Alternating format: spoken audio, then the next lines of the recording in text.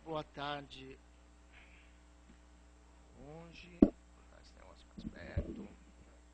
Boa tarde a todas e todos.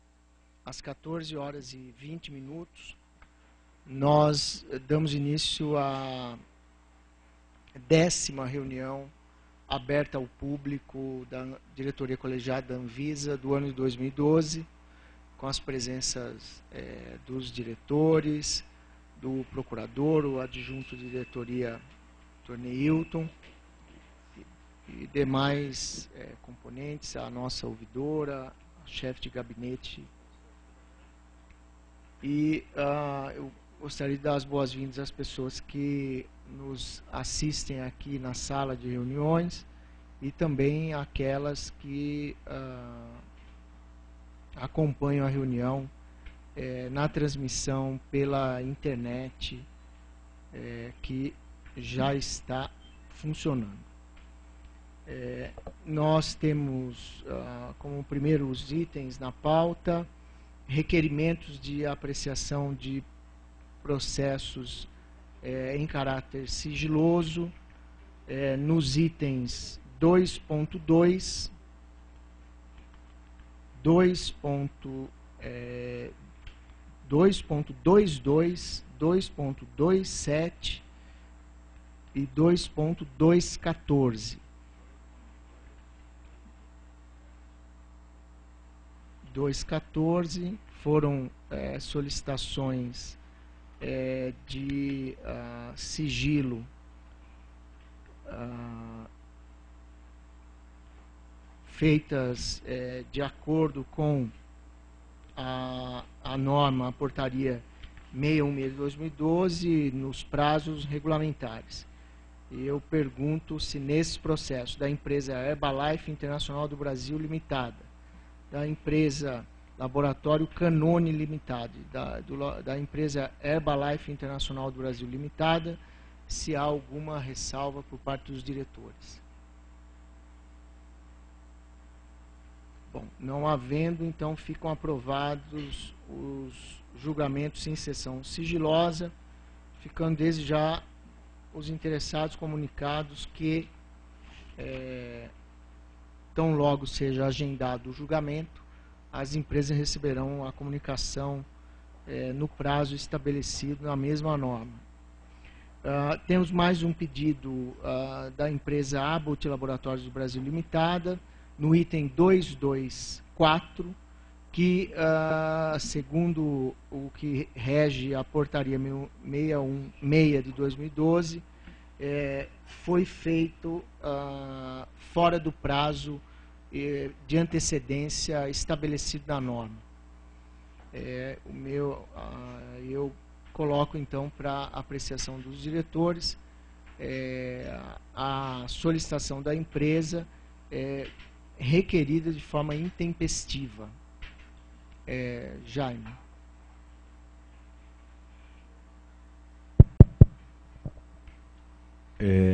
Presidente, eu estou verificando aqui a matéria a ser tratada, e além desse pedido extemporâneo, me parece que diz respeito a uma marca, simplesmente. Né? Eu não vejo uma matéria a ser preservada em termos de sigilo nesse assunto. Tá bom. Agenor?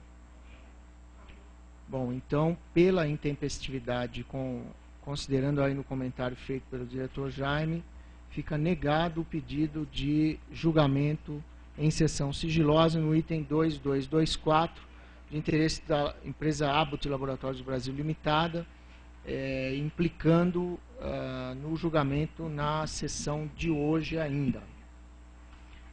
Temos requerimentos de manifestação e sustentações orais. No item 211, que é o processo de resolução de diretoria colegiada que dispõe sobre os critérios para peticionamento e autorização de funcionamento de empresa e de autorização especial de farmácias e drogarias. No caso, uma solicitação da Alanac, protocolada no prazo regulamentar. Sim, no prazo. Pergunto se há alguma manifestação em contrário. Não havendo. 2.1.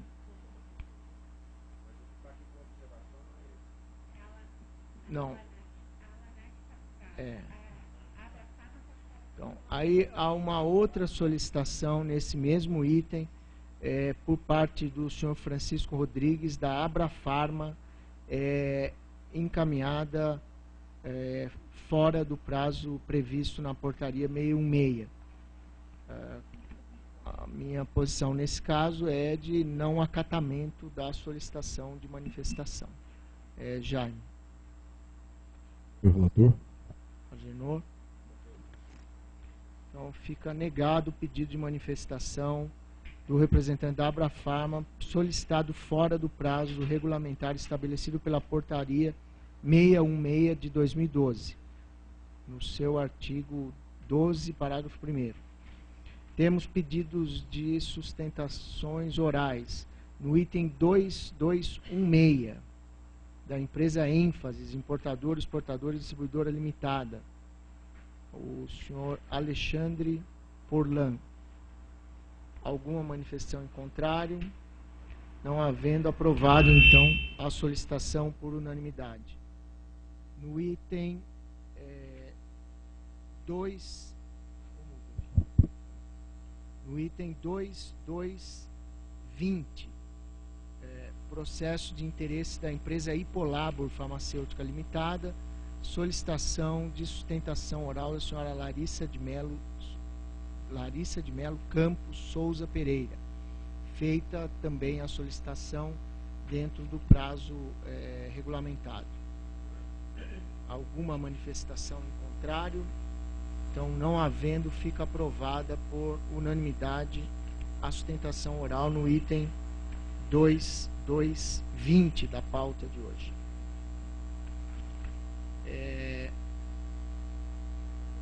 Entrando já na pauta, lembrando apenas os presentes, os diretores, que nós temos duas apresentações rápidas, uma sobre os resultados do curso de especialização em gestão da vigilância sanitária, e um outro uma apresentação de um trabalho realizado pelo servidor Marcos Paulo Dias Rodrigues, que foi apresentado num congresso recentemente fora do Brasil.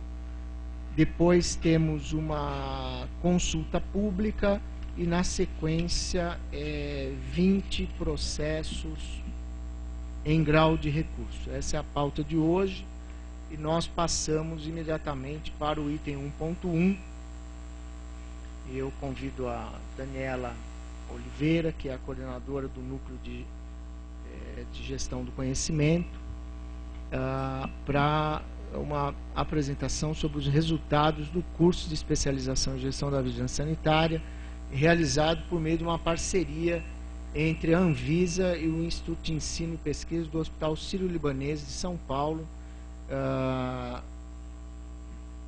Daniela.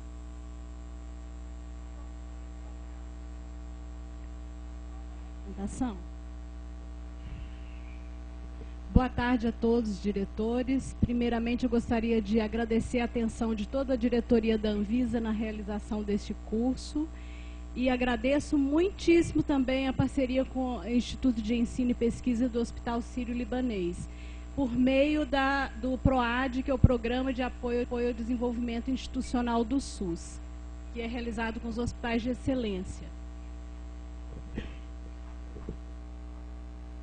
Bom, vou apresentar os resultados do curso de uma forma rápida. Um dos resultados mais esperados que o curso de gestão tenha no Brasil é que ele seja indutor das transformações no processo de trabalho em vigilância sanitária, agregando novos elementos mais condizentes com a realidade de trabalho da gestão contemporânea.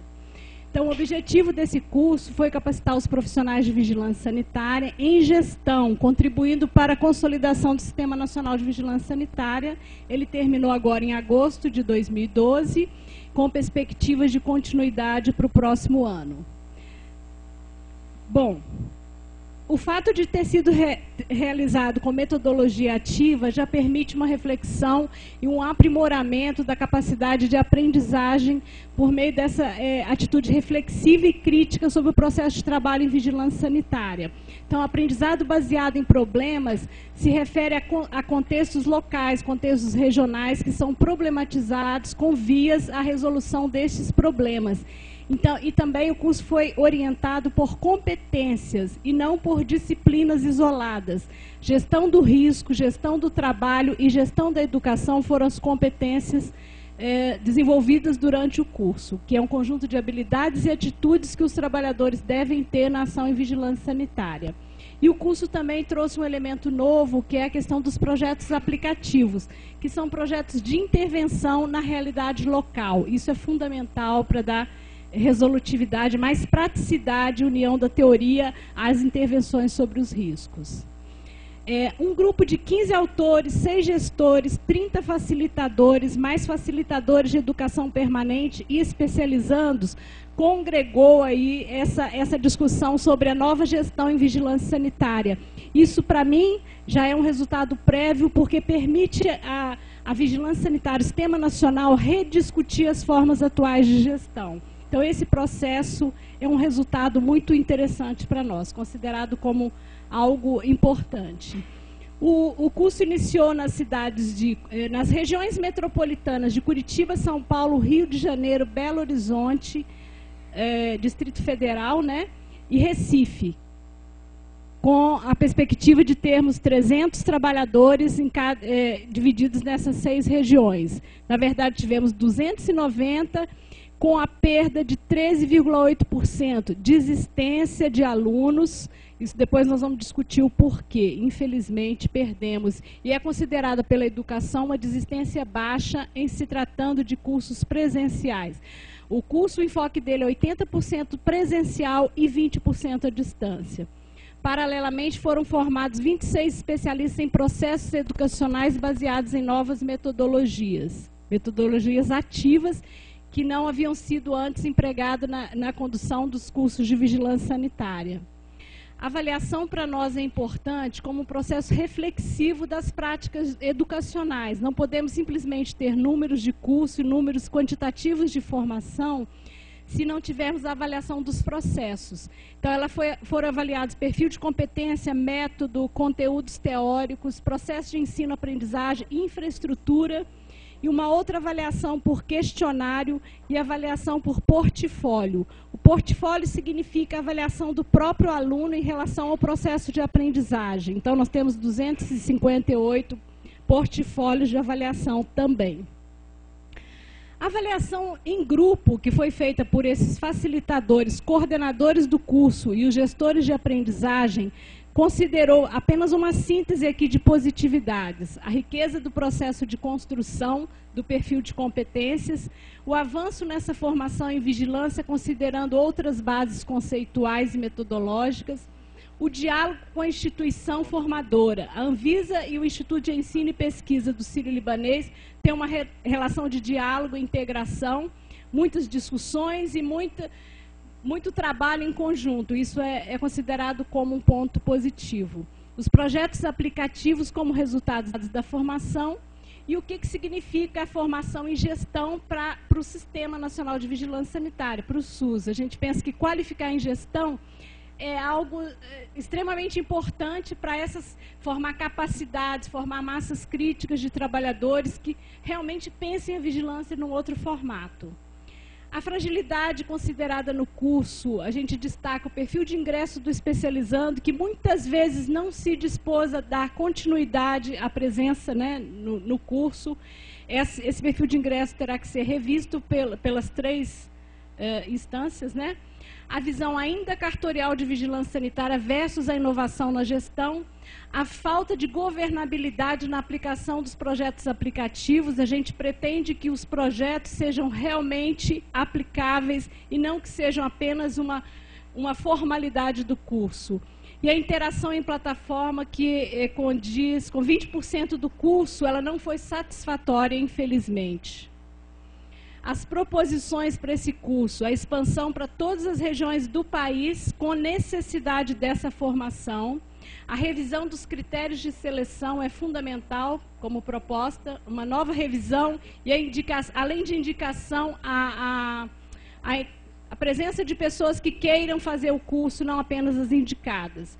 E o acompanhamento e o monitoramento dos projetos aplicativos. Nós acreditamos que os projetos tenham que ter realmente governabilidade, serem acompanhados pelo Sírio-Libanês e Anvisa e monitorados em sua aplicabilidade.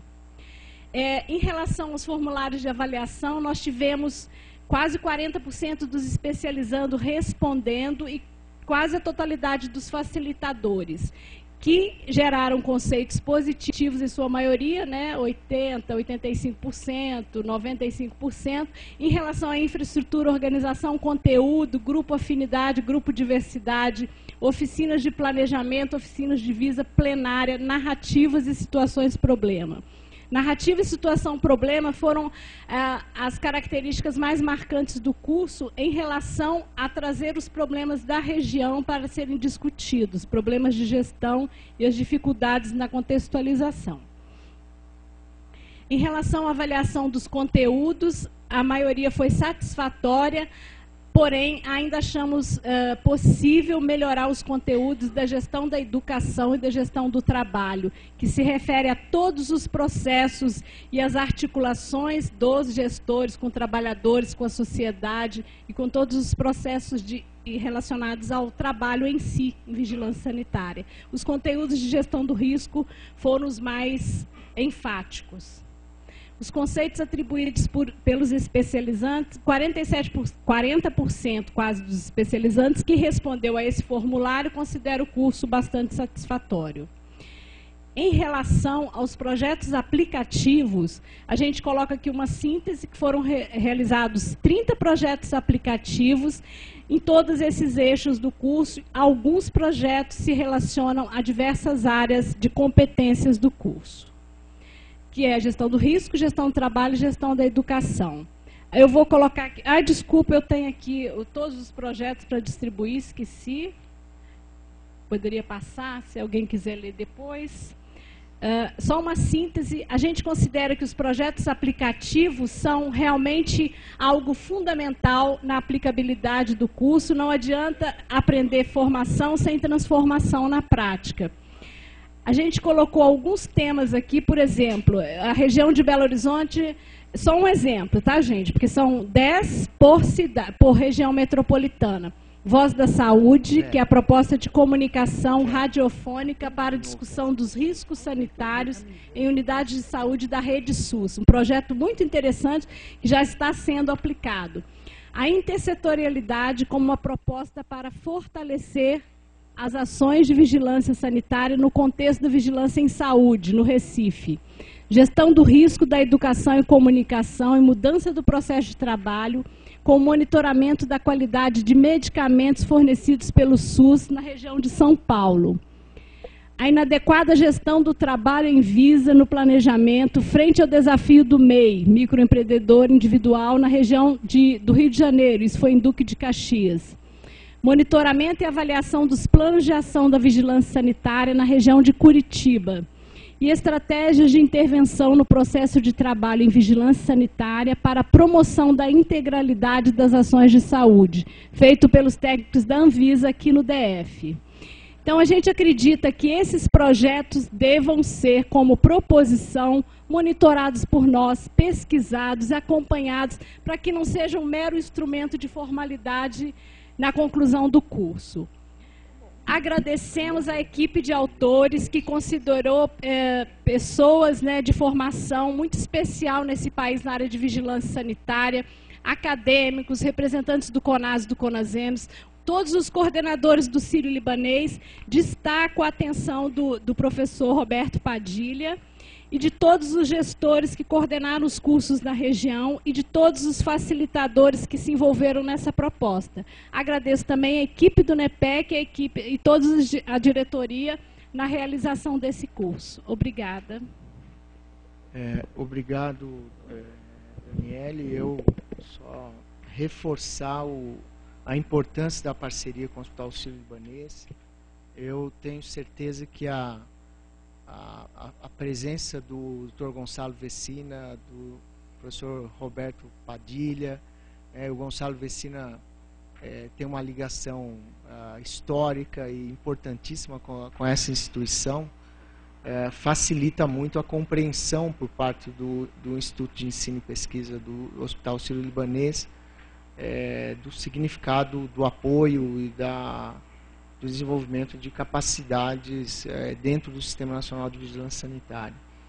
E ressaltar que, da parte da Anvisa, isso significa um pedaço do investimento que a instituição faz em capacitação de pessoas, seja ligado ao próprio quadro da Anvisa ou ligada ao Sistema Nacional de Vigilância Sanitária. Não é a única experiência que teve em andamento ou está, nós temos outros cursos da mesma natureza, atendendo capacitações no Sistema Nacional de Vigilância Sanitária. E a ideia era poder trazer a público um pouco das informações do que representa para a instituição esse tipo de parceria, esse tipo de atividade. Agradecer também ao empenho aqui interno, que vocês trabalharam bastante, e eu acho que é compensador ter a possibilidade de contato com os resultados desses projetos, e claro que eu acho que o acompanhamento é fundamental, porque eu imagino que os temas não foram escolhidos aleatoriamente, né? Em cada um deles deve haver uma expectativa por parte do aluno como da instituição de onde ele é proveniente, né? Eu vou abrir aos diretores, aos demais presentes aqui na mesa, para manifestações se entenderem necessárias. Jaime.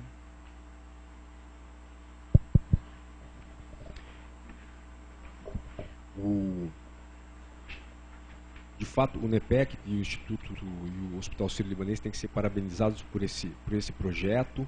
Eu vejo aqui que a Daniela também distribuiu para a gente a avaliação do curso, que levanta uma série de proposições para as próximas edições. É isso, Daniela?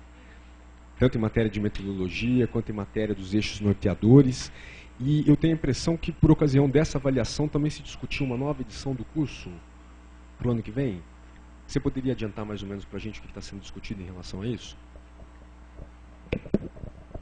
Em relação às segunda edição e a terceira edição já estão garantidas por meio do PROAD nesse triênio 2012-2014. Isso já foi garantido, né?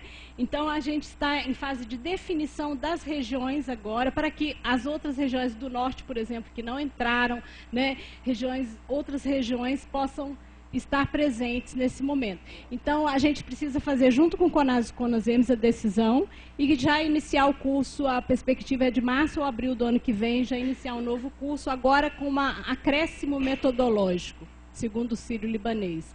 Mas, com certeza, melhorado. Além dessas questões todas que foram colocadas, o curso será melhorado. Mais alguma consideração, Jaime? Genô? Bom, primeiro eu queria parabenizar a Daniele e a equipe lá do Sírio por esse curso, porque, na verdade, o que a gente tem visto, principalmente nas conversas com os companheiros e colegas do Sistema Nacional de Vigilância Sanitária, é exatamente a dificuldade de gestão que eles têm. Eu dando uma olhada aqui rapidamente, né, nos projetos de cursos que foram colocados, tem alguns que são interessantes, né, e tem dois aqui que me chamaram a atenção rápida. Um não tem nenhuma análise de viabilidade. Eu até não sei por que a equipe não fez nenhuma análise de viabilidade, que é o curso que o título é Dificuldade de Comunicação da Vigilância Sanitária com a População. Não foi feito nenhum tipo de... Porque é uma questão complicada mesmo, né? Porque a racionalidade do técnico não é a racionalidade da população.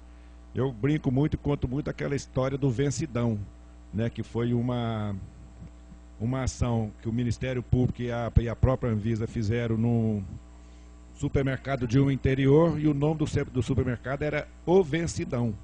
E ele vendia o quê? Vendia exatamente produtos vencidos, principalmente embutidos. E quando a galera chegou lá para interditar, a população deu uma reação violenta e quase que lincharam os nossos colegas.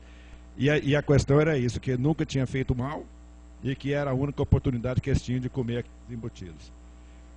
A ambrosia da tia Nevinha lá no mercado do Cruzeiro, lá em Belo Horizonte, etc.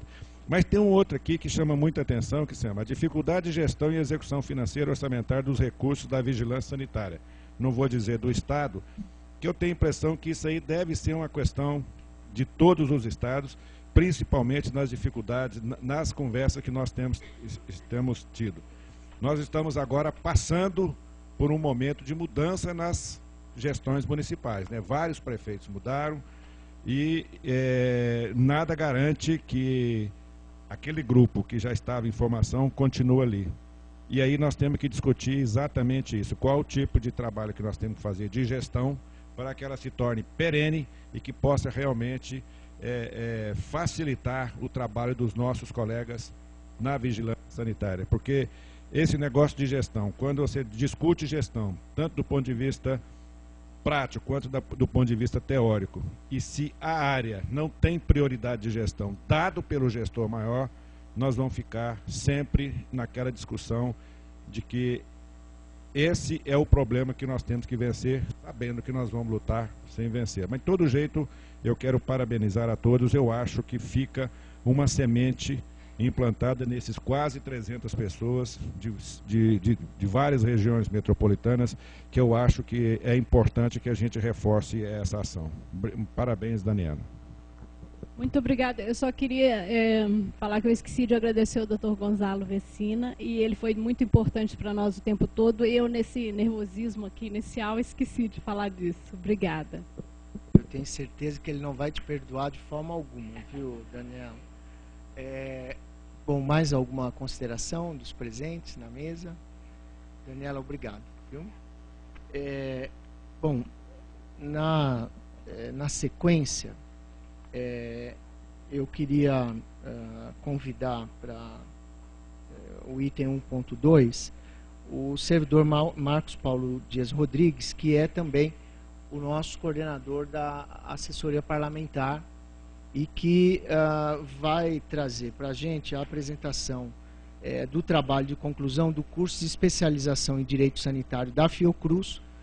Nós temos, dentro do programa de capacitação dos servidores e dos direitos que foram garantidos aos servidores da Anvisa, a possibilidade de que esses programas de especialização, mestrado, doutoramento, sejam desenvolvidos com o apoio da instituição, garantindo o afastamento, a participação nas atividades do curso.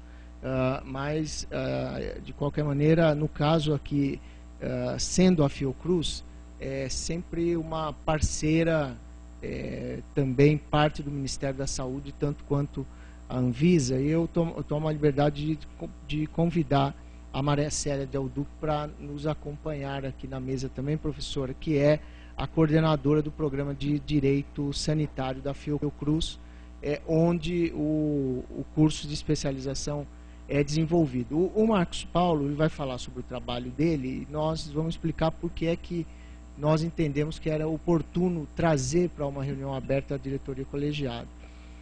Ele fez uma análise da agenda da saúde no Congresso Nacional e a influência da Anvisa, desde quando ela surgiu, na produção da legislação em vigilância sanitária na Câmara dos Deputados. Agora diz que ele vai fazer no Senado, depois no Congresso americano e vai por aí adiante, continuando o estudo dele. Mas, de qualquer forma, o estudo recebeu já muitos elogios, né, professora? O pessoal aqui diz que também vai avaliar, imagina que ele pode tirar até um 8,5 aqui na apresentação. Mas foi muito interessante também porque o Marcos Paulo teve a apresentação desse trabalho aprovado no Congresso da Associação Latina para Análise do Serviço de Saúde. Foi realizado recentemente em Lisboa, fez a apresentação lá e lá também recebeu muitos elogios, né? Então, passar a palavra ao Marcos Paulo e à professora Marcela, que também está convidada a se manifestar a hora que entender necessário. Seja bem-vindo, obrigado pela sua presença, professor. Boa tarde a todos. Inicialmente gostaria de agradecer aos diretores pela oportunidade de estar apresentando aqui esse trabalho, a toda a equipe aqui presente, a minha chefe de gabinete, minha chefe direta pela várias vezes que eu tive que sair e me ausentar para fazer esse curso, aos demais colegas da Anvisa, minha orientadora aqui ao lado, que foi fundamental para a conclusão desse trabalho, os colegas da Anvisa, e em especial os representantes dos servidores todos aqui presentes, da Univisa, da ANER, do Sinagências e uns colegas do Estado aí, como Antônio Pádua. Obrigado pela presença. Então vamos lá. Esse curso que eu fiz uma especialização em Direito Sanitário, faz parte do programa de Direito Sanitário da Fiocruz, está na sua 5ª turma. O tema é a Agenda da Saúde no Congresso Nacional, um estudo sobre a influência da Anvisa na produção da legislação e vigilância sanitária na Câmara dos Deputados. Pode passar. Aqui. Uma breve introdução. No Brasil, é um país que existe a necessidade de implementar políticas públicas que dependam de legislação, tanto quanto a aprovação do mérito ou quanto a aprovação orçamentária para sua implantação. O Brasil tem uma característica que os partidos desenvolvem coalizões no intuito de eleger um presidente, um projeto único, ou a necessidade de um acompanhamento da produção legislativa pelo Poder Executivo. Então, desde o processo de redemocratização do país, o Poder Executivo ele já se estrutura para acompanhar as atividades do Poder Legislativo, e um aprimoramento do processo decisório da criação das leis, a criação das assessorias parlamentares nos âmbitos do Poder Executivo, em especial que da Anvisa, tem uma importante contribuição no intuito de aprimorar o processo de criação das leis.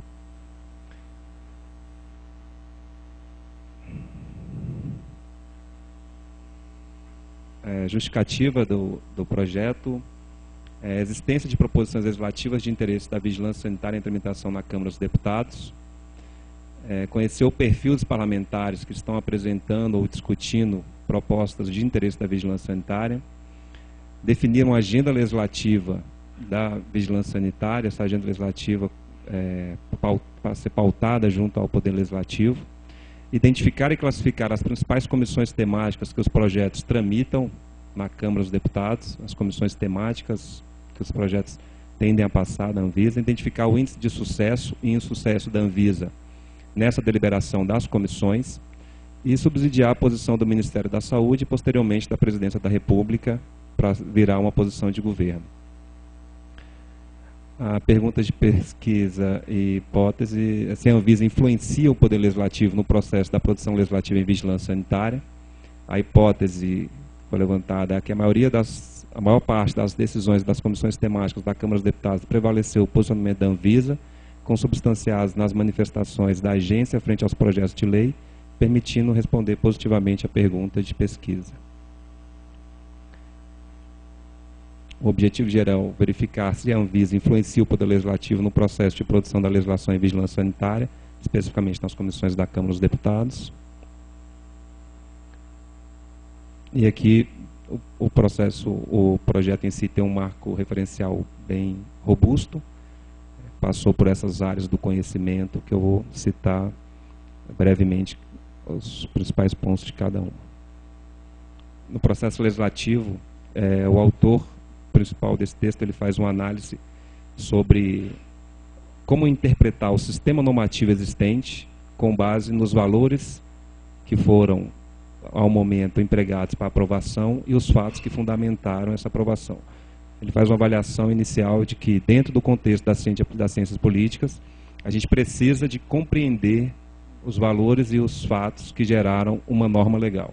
Isso dentro do princípio da soberania popular, do governo representativo, que representa o povo, das eleições livres, dos direitos fundamentais, que têm que ser preservados no momento de edição dessas normas, garantindo aí a supremacia da lei frente ao governo dos homens e criando aí um Estado democrático de direito, onde a lei prevalece. Relacionamento entre os poderes, com foco no processo legislativo, que foi o estudo, Então, dentro da tripartição dos poderes, com o objetivo de criar os freios e contrapesos, o Poder Legislativo, que tem um papel primordial de criar as leis, fiscalizar os atos do Poder Executivo e representar o povo.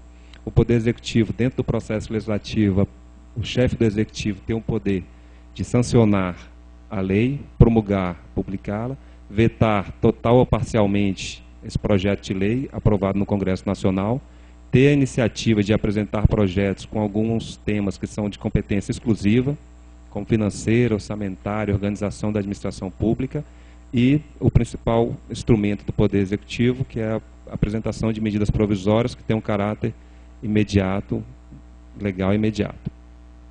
O Poder Judiciário também participa no contexto do processo legislativo, na questão da disputa na aplicação das leis, na definição das penalidades e na análise direta de inconstitucionalidade de matérias aprovadas no âmbito do Poder Legislativo. O ponto forte do trabalho é o foco do presidencialismo de coalizão, que aí tem um fundamento no contexto da ciência política com base, que ele pega um estudo das bases das tradições republicanas que configura o presidencialismo, que o Brasil adotou, o federalismo, a distribuição pelos estados, o bicameralismo, onde existe duas casas que vão analisar as matérias, uma autora e outra revisora, o multipartidarismo, que existem hoje mais de 30 partidos políticos representando o povo brasileiro, e uma representação proporcional garantindo aí o povo a sua representação pelos estados conforme sua proporcionalidade. Esses partidos, eles se organizam em forma de alianças políticas eleitorais.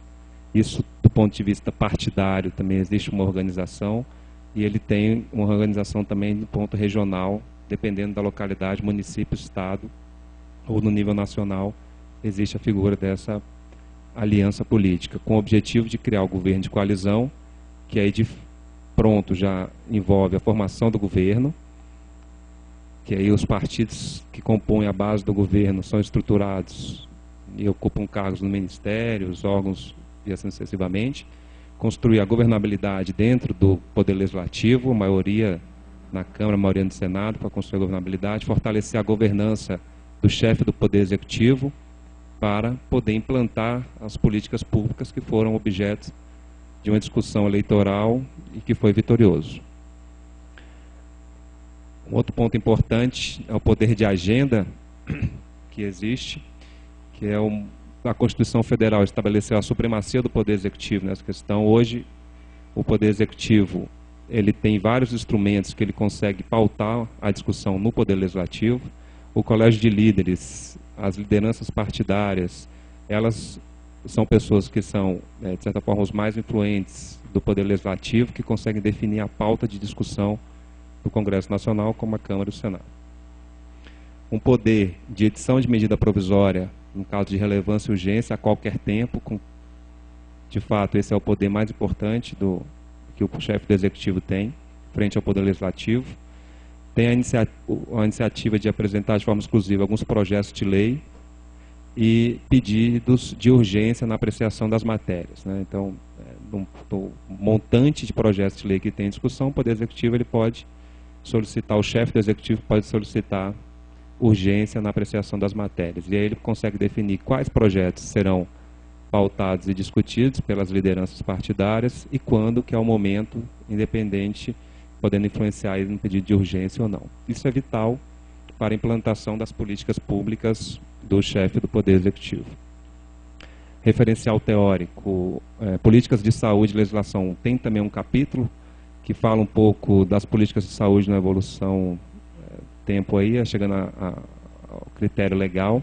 Então, partindo lá da população com problemas de saúde, os problemas epidemiológicos, o foco da vigilância sanitária com polícia sanitária, instituindo quarentenas, e aí, com o decorrer do tempo, foi se organizando, de fato, a vigilância sanitária, com antes que o foco era muito mais na salubridade dos ambientes, na assistência médica, focada na doença, e, posteriormente, foi preocupando mais com a proteção da saúde, os fatores de risco que envolvem a questão da saúde, determinantes sociais, produtos e serviços.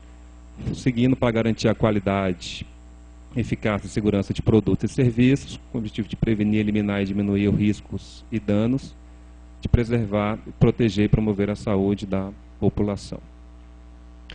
Na parte de legislação, o estudo também faz um levantamento das principais leis de sustentação das ações de vigilância sanitária, e aí pode se dividir pela década de 70 como uma década que teve um marco teórico muito forte na questão dos registros, que até hoje está em vigor, poder de polícia, ação fiscalizatória, infrações sanitárias. Esse marco teórico, mesmo antigo, ainda está em vigor até hoje. Na década de 80 e início da década de 90, teve o processo de ampliação do papel da saúde, o movimento sanitário, saúde como direito de todos, dever do Estado, sendo consolidado na Constituição Federal. Sucessivamente, o Código de Defesa do Consumidor, a Lei Orgânica da Saúde, a Lei da Participação Social, vem dar concretude ao texto constitucional, garantindo aí, ou preservando e criando princípios da vulnerabilidade do consumidor, da definição da vigilância sanitária como um todo e da participação social. No final da década de 90, tem um processo grande de discussão, tanto no Congresso Nacional quanto na sociedade, aí a crise que existiu dos medicamentos falsificados, a CPI de medicamentos ocorrida na Câmara dos Deputados, e veio com a edição da Lei em 99, que definiu o Sistema Nacional de Vigilância Sanitária, criou a Anvisa. Sucessivamente, no final de 99, também foi criada a lei que aprovou os medicamentos genéricos. No ano de 2003, teve a criação da Câmara de Medicamentos, também foi um ponto importante, e em 2009, criação da Lei de Rastreabilidade, dando um foco um pouco diferente da questão inicial, que era muito focada no registro, poder de polícia, fiscalização, infração, para um critério mais de monitoramento. Então, esse é um cenário um pouco do que existiu. Com foco nas assessorias parlamentares, tem uma discussão sobre o papel da assessoria parlamentar, que se divide em assessoria legislativa e assessoria política. A assessoria legislativa compreende o acompanhamento dos projetos de lei, e aí tem a necessidade de se criar uma agenda legislativa, no caso da Anvisa, com os posicionamentos da Anvisa frente às matérias, o acompanhamento das comissões temáticas, no caso na Câmara dos Deputados do Estado Federal. As audiências técnicas, que a literatura chama, que é o momento em que o técnico vai até o Poder Legislativo fazer a tradução um pouco do jargão técnico para os parlamentares. Aqui cabe ressaltar que a Anvisa, a cada 10 dias, está numa casa legislativa apresentando ou discutindo algum tema relacionado à vigilância sanitária. Isso ampliou muito no decorrer dos anos. Gerenciamento de informações, que é onde você tem que ter tanto um acompanhamento dos posicionamentos internos, como da tramitação externa das matérias na Câmara e no Senado, e, de fato, um relacionamento institucional reconhecendo a importância do Poder Legislativo para a instituição, para o Poder Executivo. Uma assessoria política são caráteres um pouco mais subjetivos, que o objetivo é conhecer os parlamentares, seus interesses, posicionamentos ideológicos e padrão de votação, que a gente consegue identificar quais são os parlamentares que acompanham um posicionamento com foco mais na saúde, quais são os parlamentares que acompanham com foco mais no comércio, com foco mais na área agropecuária. A gente vai conhecendo como é que está sendo composta a representação dos parlamentares. Análise política sobre o comportamento das comissões dos partidos. As comissões têm uma presidência, a presidência é ocupada pelos partidos, e a gente consegue avaliar quais são da base, quais são da oposição, quais vão acompanhar a posição de governo, quais não vão. Uma análise da distribuição do poder político, tanto no Congresso Nacional, como no Poder Executivo, como nos 3 níveis de governo. Aí envolve a maioria ou a representação do governo no Congresso, na Câmara dos Deputados, a vinculação da temática ao Ministério, exemplo, o caso da saúde, o PT ocupa hoje a pasta da saúde, então tende que os produtos que saiam desse Ministério, os programas, tenham todos um alinhamento muito expressivo e uma representação muito forte dentro da Câmara e do Senado. Isso nos 3 níveis de governo. E entender também como funcionam os grupos sociais, que eles são as pessoas também que influenciam o processo legislativo, que pode dar um apoio, tanto de apoio ou ser apoiado por esses grupos. Próximo, a construção da posição de governo, ele parte A Presidência da República tem uma subchefia de assuntos parlamentares que define qual a posição de governo para ser encaminhada ao Poder Legislativo. O Ministério, nesse caso da Anvisa, o Ministério Supervisor é o Ministério da Saúde, que ele coordena as assessorias parlamentares dos órgãos vinculados, né? E Anvisa, ANS, Fiocruz, Funasa, todos o Ministério da Saúde faz a supervisão e coordena as atividades que encaminha a Presidência da República para construir uma posição de governo. Essa estrutura ela é robusta, tem muitas pessoas envolvidas, instituições, um caráter decisório alto, né? Os assessores parlamentares eles estão vinculados ao gabinete do ministro, nos ministérios, e existe uma Secretaria de Relações Institucionais com status de ministério. Aqui um pouco do poder na Câmara dos Deputados, como está distribuído o poder na Câmara dos Deputados. Na base de apoio do governo hoje existem 16 partidos políticos que representam um total de 378 deputados, sendo 73% da Câmara são parlamentares que compõem a base. Na oposição tem 5 partidos, contando um total de 95 deputados, que representam 19% da Câmara. Partidos independentes tem 2, com 39 deputados, que representam 8% da Câmara. Que uma base ampla como essa, ela é muito fragmentada e existe aí a necessidade de buscar uma maior coesão entre os parlamentares. Então, a gente depende que alguns aí escapam dessa base de apoio, mesmo estando no partido da base. Hoje, a presidência e a vice-presidência da Câmara é ocupada, respectivamente, pelo PT e PMDB, e a liderança de governo pelo PT. Distribuição de poder nas comissões. A base de apoio do governo hoje tem 13 comissões que são da sua base. Na oposição, num total de 20, quase 20. A oposição tem 4 comissões, e aí eu destaco aqui que a Comissão de Seguridade Social e Família, por mais que tenha um presidente que é médico, que é da área da saúde, que conhece a temática a fundo, né, da saúde, mas representa um partido de oposição. A Comissão de Agricultura também hoje está com o PSDB, que é um partido de oposição ao governo, Comissão de Ciência e Tecnologia e Comissão de crimes, a parte de crimes independentes. Tem 2 comissões, partidos independentes, que é a Comissão de Desenvolvimento Urbano e Comissão de Meio Ambiente e Desenvolvimento Sustentável. Então, esse cenário aí dá uma certa segurança e uma sustentação para as decisões de governo.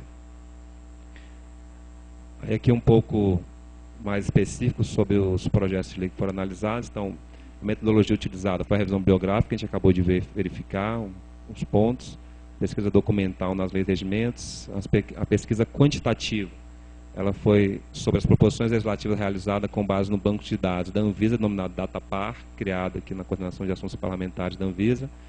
Num total de 284 projetos de lei foram utilizados para caracterizar os dados gerais dos projetos, e 158 projetos foram utilizados para fazer o levantamento da posição da Anvisa, das principais comissões dos índices de sucesso e insucesso da Anvisa, sendo que 126 estão apensados e tramitando em conjunto, porque não poderia dar duplicidade nos dados. Foi criado 2 tabelas para entender um pouco o que tende a fortalecer e o que tende a fragilizar a legislação sanitária no ponto de vista da Anvisa. Aí os posicionamentos da Anvisa, favoráveis com sugestão, favoráveis com ressalvas, favorável substitutivo e nada a opor, foram classificados como que pode fortalecer a legislação sanitária, e aí os que têm sugestão e ressalvas, desde que acatadas essas sugestões e essas ressalvas. E o que pode fragilizar a legislação sanitária no ponto de vista da Anvisa, o que elas caracterizam como contrário ao PL original substitutivo, contrário ao substitutivo.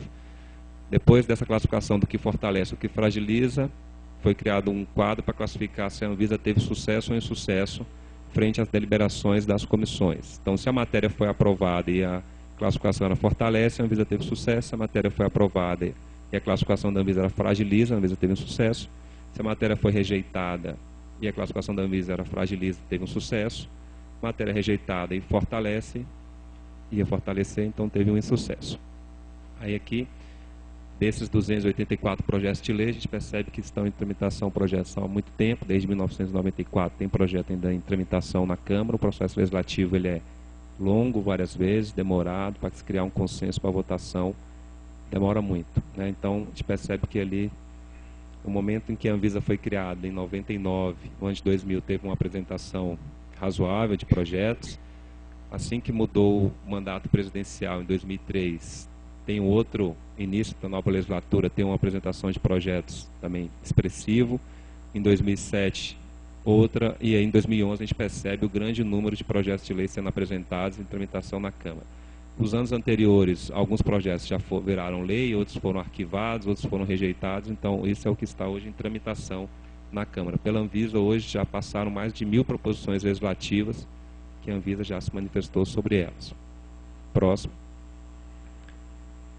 Aqui um gráfico sobre qual partido apresenta, os autores desse partido apresentam projetos que têm vinculação com a vigilância sanitária. Então a gente percebe aí que o PT é o partido que tem mais projetos, autor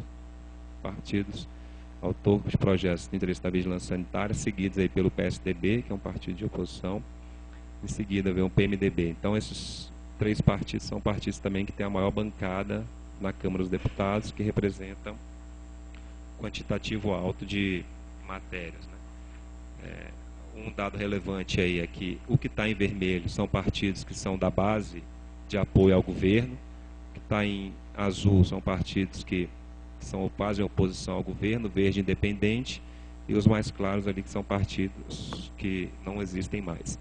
Então, o verde são partidos independentes, que são independentes, não estão obrigatoriamente seguem a decisão. Então, da base, são 59% dos projetos, da oposição tem 23% dos projetos, e partidos independentes 12%, e que não existem mais os partidos, 6% de representação. O próximo aqui. Então, o próximo gráfico mostra o número de projetos de lei classificados pelos estados dos autores que estão em tramitação na Câmara dos Deputados, total também de 284. Então a gente percebe aí que o estado de São Paulo tem o maior número de autores nos projetos de lei, o estado do Rio de Janeiro, Minas Gerais. Esses são também os estados que têm a maior bancada na Câmara dos Deputados e tem também uma atividade econômica, o Sudeste bem sustentável, onde tem muitas indústrias, empresas e uma discussão mais aprofundada no foco da saúde. E também cabe ressaltar aqui que o estado do Paraná e o Rio Grande do Sul também tem uma quantidade elevada de projetos, que um foco grande que pode ser estudado com uma profundidade, pode ser a apresentação de projetos na área da agricultura, de agrotóxicos, que tem a ver um pouco com a Anvisa. Próximo gráfico, o número de projetos de lei classificados pela profissão dos autores na Câmara dos Deputados. Então, a gente percebe que a profissão de advogado e a profissão de médico são as principais profissões declaradas pelos parlamentares que estão apresentando projetos. Então a gente entende que é um público um pouco qualificado que estão apresentando esses projetos, fora que tem todas as outras profissões quase aí apresentam um total de 69 outras profissões, daquelas mais destacadas ali com 4 apresentações. Então existe um foco grande. O outro gráfico mostra o número de projetos de lei classificados pelo objeto de atuação da Anvisa, de acordo com a categorização do DataPA. Então a gente percebe que os projetos da área de alimentos e na área de medicamentos ainda são os mais expressivos, e a área de alimentos vem com a legislação que é a mais antiga, das que fundamentam a vigilância sanitária. A área de medicamentos também é a legislação de 73, por mais que já tenha algumas atualizações, o marco inicial aí na década de 70. Projeto de propaganda também tem um número expressivo em tramitação, muito pelo fato da Anvisa ter editado normas. Esse tema está sendo muito discutido, tanto dentro do Poder Judiciário como dentro do Poder Executivo também. E as outras áreas, toxicologia também é um tema que está em voga aí nos projetos. O próximo gráfico mostra o número de projetos de lei classificados pela posição da Anvisa sobre os projetos que estão em tramitação. E aqui a gente tem um dado relevante que apenas 30% das matérias poderiam ser aprovadas como estão, né? Então, é um dado pequeno, um dado que demonstra que a gente tem que ter uma capacidade de articulação grande para tentar fazer com que as posições da agência sejam entendidas e incorporadas pelos parlamentares. 34% das matérias precisam de algum ajuste, e o dado mais preocupante são os projetos que a Anvisa declara contra, que são 36%, que esses, caso não sejam aprovados, do ponto de vista da Anvisa, vão fragilizar a legislação sanitária, e é o que a gente não pode deixar passar de forma nenhuma. O próximo gráfico apresenta as comissões que os projetos tramitam. Então, a Comissão de Seguridade Social e Família da Câmara é a principal comissão hoje, que tem o maior número de projetos, seguidos aí da CEDEIC, que é a Comissão de Indústria e Comércio, e Defesa do Consumidor. Então, a maioria das matérias tem um foco saúde, indústria e defesa do consumidor, onde, se a Anvisa tivesse que gastar suas forças, ela teria que atuar nessas três frentes. Um caso relevante também é a Comissão de Agricultura, que tem uma discussão grande sobre o posicionamento da Anvisa e tem uma base forte de ruralistas que defendem interesses com foco no agronegócio muito maior do que no foco com a saúde, mesmo tendo pessoas que compõem essa comissão, parlamentares que têm uma visão da área da saúde, que se posicionam sempre que possível lá na comissão. A segunda comissão que mais tramita é... Próximo. A segunda comissão percebe que alguns já estão na CCJ. Esses projetos que estão na CCJ são os que, se for fazer uma análise mais profunda, os que vieram já do Senado, que pega só uma comissão temática e vai para a Comissão de Constituição e Justiça. Mas a Comissão de Seguridade ainda continua também sendo uma comissão importante aí, discussão, CEDEIC e defesa do consumidor. A gente percebe que são três comissões de mérito, né? Então o mérito foca mais ou menos nessas três comissões. Estou encerrando. A terceira comissão também é a CCJ, que tem maior relevância. E finalizando aqui com o resultado do sucesso ou insucesso da Anvisa nesses projetos. Então, a gente percebe que na primeira comissão a expectativa, o que nós concluímos foi que 78% das matérias são aprovadas, que a Anvisa tem um sucesso em 78% das matérias, e tem um sucesso aí de 22% das demais matérias, que precisa ser aprofundado. Quais a relevância desses temas que tendem a ser insucesso. Na segunda comissão, mantém-se um percentual próximo de 72% de sucesso e 27% de insucesso. Na terceira comissão, esse percentual um pouco menor, mas o número de projetos também é menor, 60% de sucesso e 40% de insucesso. Como conclusão, de acordo com as análises dos dados, o estudo demonstrou que a maioria das vezes as posições técnicas da Anvisa são consideradas pelos deputados federais no momento da deliberação das matérias nas comissões temáticas da Câmara dos Deputados, podendo levar o autor a afirmar que a Anvisa influencia o Poder Legislativo. E aqui também existem outros instrumentos que influenciam, como a assessoria legislativa da Câmara, a assessoria legislativa dos partidos, os outros órgãos e a própria sociedade civil. A análise da posição da Anvisa sobre os projetos de lei demonstrou que apenas 30% dos projetos poderiam ser aprovados sem nenhum ajuste, outros 34% precisam ser aprimorados para fortalecer a legislação sanitária, porém o que preocupa é a grande quantidade de matérias, 36%, que precisam ser rejeitadas para não prejudicar as ações da vigilância sanitária. Motivo este que reforça a necessidade de fortalecer as atividades de assessoria legislativa e assessoria política junto à Câmara dos Deputados.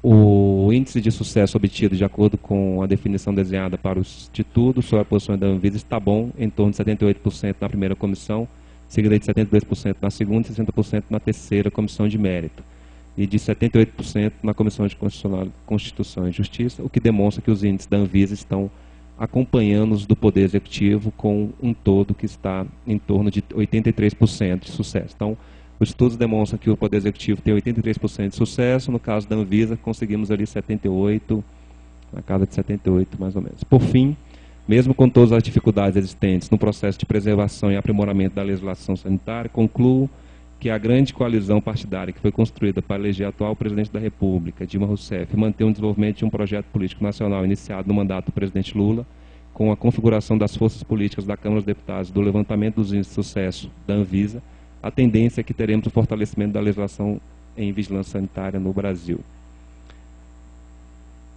Então, concluí a parte do trabalho. Aqui é só um informe rápido sobre a participação em apresentação do trabalho no 23º Congresso da Associação Latina para Análise de Serviços de Saúde, que o tema foi o medicamento no sistema de saúde. Como o tema era medicamento, eu só dei uma ajustada no trabalho, no papel do Poder Legislativo brasileiro na produção da legislação e no controle de medicamentos, onde eu aprofundei um pouco nos projetos de lei que estão em tramitação e na legislação na área de medicamentos, que ocorreu em Lisboa, em Portugal, de 9 a 12 de setembro. Essa associação ela é caracterizada por diversos países lá representados, um grupo seleto de pesquisadores, doutores e chefes do Poder Executivo local dos estados na área da saúde. Tem participação de 26 instituições, e o próximo, em 2013, só uma merchandise, tema vai ser do próximo Congresso as Doenças Crônicas, um desafio para o sistema de saúde, que vai ocorrer 29, 30 e 31 de agosto de 2013 na França. Agradecimentos finais à Fiocruz por ter oportunizado a participação nesse curso, a Anvisa por ter autorizado, especialmente a diretoria colegiada, a minha liberação para participar do curso, a minha orientadora, a professora Maria Célia Doduque, professora do curso e orientadora também, a banca que teve o professor Geraldo Lucchesi, que foi aqui da Anvisa também, hoje é consultor legislativo da Câmara dos Deputados e foi professor do curso, o Dr. Pedro Ivo Serra Ramalho também aqui, nosso colega da Anvisa, os professores, em especial Luiz Bernardo Bieb, que foi nosso professor e me ajudou também na elaboração do projeto, aos alunos, em especial a Cristina Marinho, que hoje está no NUREG, que foi um braço direito para eu me ajudar nesse curso, e aos colegas da Anvisa, que apoiaram, em especial os da Coordenação de Assuntos Parlamentares. Obrigado. Desculpa pela demora. Muito bom, Marcos Paulo, obrigado. Eu vou passar a palavra à professora Maria Célia para considerações. Obrigada. Em nome da diretoria colegiada, agradeço ao doutor Diceu Barbano a possibilidade de falar algumas coisas bem rapidamente. Para mim é uma alegria ver o Marcos Paulo uma vez mais aqui, apresentando o trabalho dele.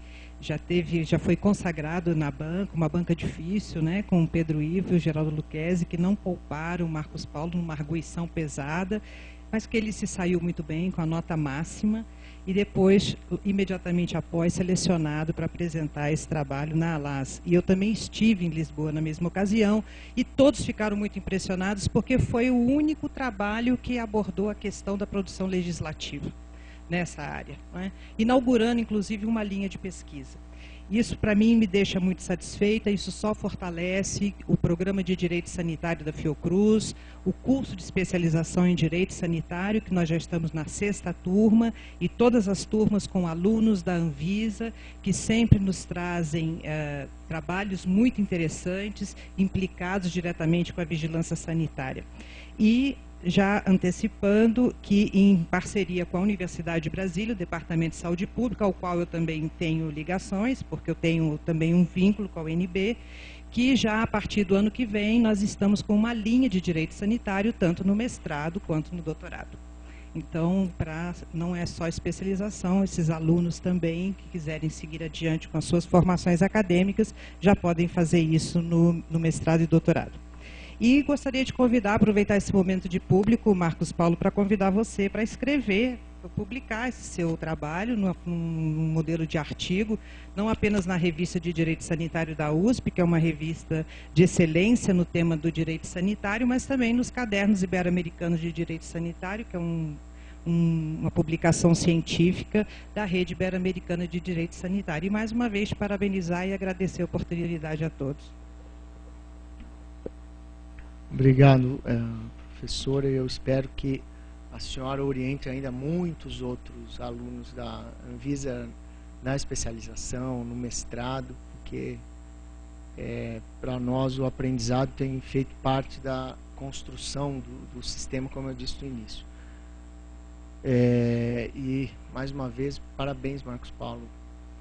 E aí eu queria passar ao Genor Jaime, verificar se tem alguma consideração adicional a ser feita.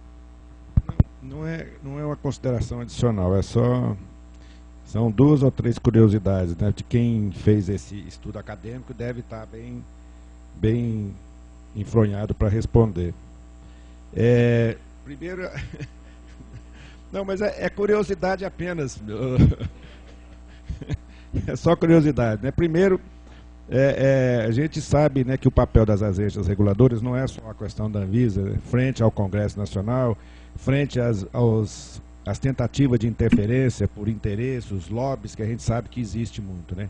Você colocou ali, mostrou que tem em 2011, né, foi o ano que mais produziu projetos de lei de interesse da vigilância sanitária.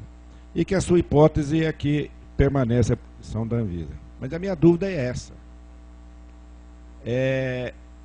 E aquelas tentativas de interferências que mudam o padrão e mudam a autonomia regulatória da Anvisa, como é que isso foi analisado? Eu te dou 2 exemplos agora. Tem um projeto de lei no Congresso que fala que a Anvisa é proibida de proibir sobre os anorexígenos. O projeto é esse, tá certo? Isso é uma forma de interferência na autonomia regulatória da Anvisa, não é, professora? E é uma forma de demonstração do fortíssimo lobby que existe nessa área.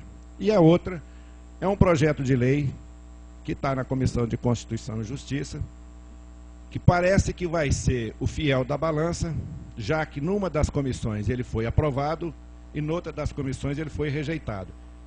Na comissão que ele foi rejeitado é a Comissão de Interesse da Saúde, a Comissão de Seguridade Social, que ele foi rejeitado por unanimidade na relatoria da deputada Jandira Fegali.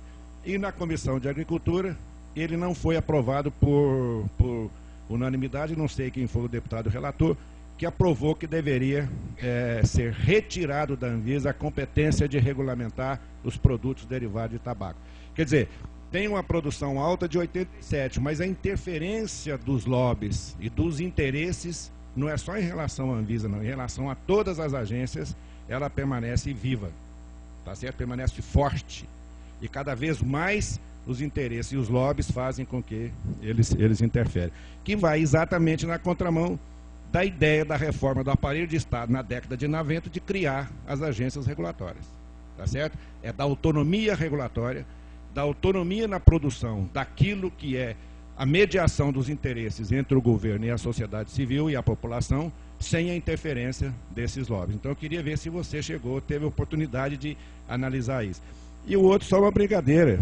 Eu não sei se eu vi se aquela legenda estava certa, mas eu não sabia que o PSB já é independente. Para mim ele era parte, inclusive, da base aliada do governo da presidente Dilma. É só uma curiosidade. Essas 2 perguntas são perguntas muito importantes, né? A primeira é que a gente poder aprofundar no que a Anvisa é contrária é uma coisa muito relevante, porque tende a fragilizar. E o índice de 78% de aprovação, porém o índice de 22% de rejeição, pode ser os projetos que são os, de fato, mais simbólicos, ou que vão tirar ali algumas competências e atribuições mais importantes. De fato, a gente percebe que existe um movimento hoje muito grande dentro do Congresso Nacional,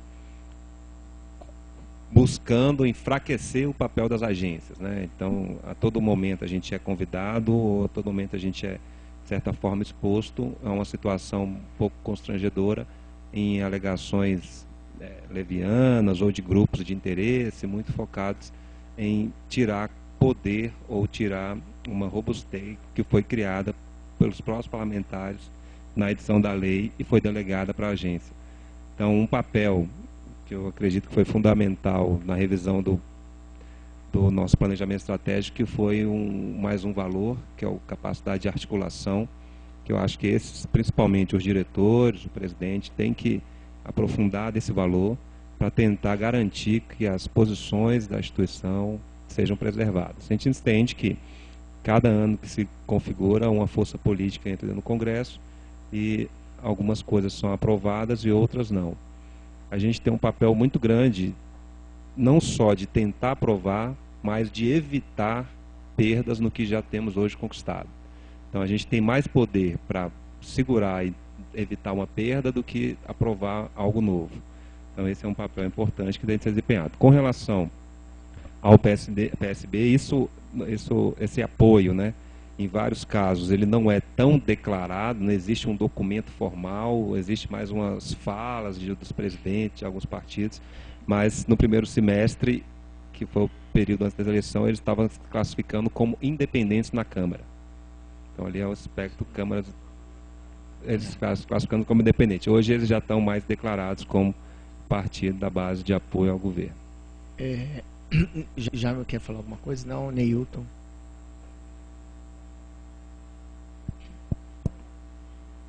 Boa tarde. Queria também cumprimentar o Marcos Paulo, a Maria Célia, mas eu queria aproveitar esse momento para destacar duas coisas que eu considero muito importantes. Primeiro é que esse campo do direito sanitário, por ser um campo novo, ainda tem pouca divulgação e pouco acompanhamento, mesmo por parte de setores interessados ou identificados com esse tema, como é o caso da Anvisa, a saúde de uma maneira geral.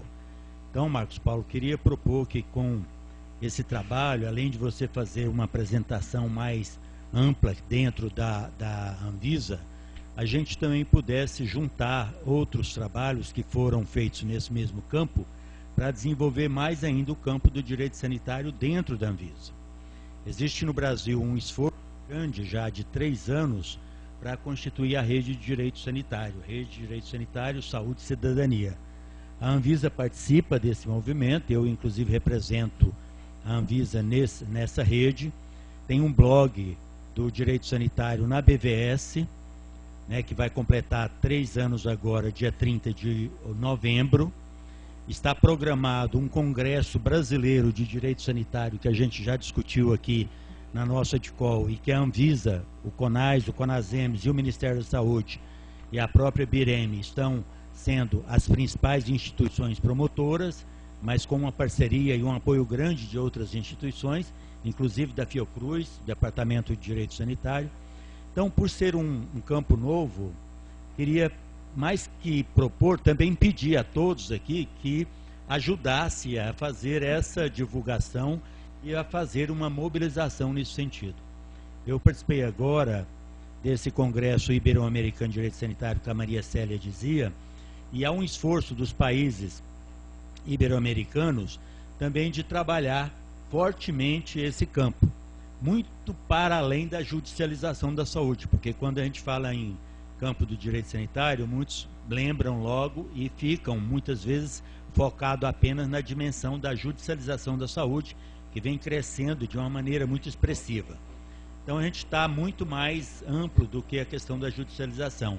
A própria produção e difusão de conhecimentos em direito sanitário, mobilização política, né, e social. Então acho que você, como a Maria Célia dizia, ajudando a inaugurar uma linha de pesquisa, né, poderia contribuir muito para essa mobilização, que eu creio que a Anvisa tem todo o interesse e teria um ganho enorme para fortalecer esse campo do direito sanitário no Brasil. Bom, eu agradeço, não há mais nenhuma consideração. Marcos Paulo, obrigado. Deixa eu fazer o convite para o congresso do dia 3 e 4 de dezembro, o Congresso de Direito Sanitário. É verdade. O hotel, a Anvisa ainda está licitando, nós não temos ainda o hotel, mas todos podem entrar em contato com a própria Anvisa, a área de eventos da Anvisa, que a gente já tem uma programação definida, e creio que será um importante momento do direito sanitário no Brasil, e que a Anvisa é uma das promotoras do Congresso. Obrigado, Nilton. Fica o convite a todos. Obrigado. Nós passamos imediatamente para o item 2.11, um processo 25351-337-761-2010-22, cuja relatoria está a cargo do diretor Jaime Oliveira. Jaime. Bom, diretor-presidente, Agenor, isso aqui na verdade é uma proposta de resolução que estabelece critérios para o peticionamento eletrônico de autorização de funcionamento de empresas, a AF, e autorização especial para farmácias e drogarias. Na verdade, essa resolução ela já passou por consulta pública, mas eu adianto já aos senhores que a minha proposta aqui hoje é uma apresentação do resultado do texto dessa consulta pública e não a proposta de deliberação, porque existem alguns ajustes a serem feitos ainda com a GGIMP, tá? O Bruno vai fazer uma apresentação da proposta e em seguida eu vou fazer alguns comentários sobre ela. Bom, então, Bruno Rios, gerente-geral da área de inspeção. Boa tarde a todos. Eu acho que essa é mais uma finalização de mais uma etapa no processo de otimização, simplificação do processo de AF. Eu acho que nessa gestão, acho que o que a gente está priorizando realmente é isso, apesar de ter que continuar fazendo tentando manter o máximo dos processos em dias, independente de greve e tudo mais. Eu acho que o objetivo maior é de otimizar, simplificar e informatizar o processo de AF.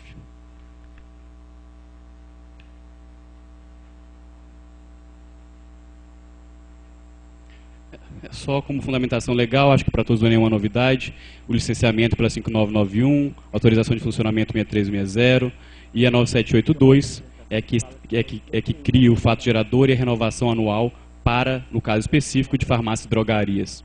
Hoje na agência nós temos cadastrado no sistema em torno de 70 mil farmácias e drogarias, o que nos motiva ainda mais a trabalhar em sistema informatizado. Desculpa.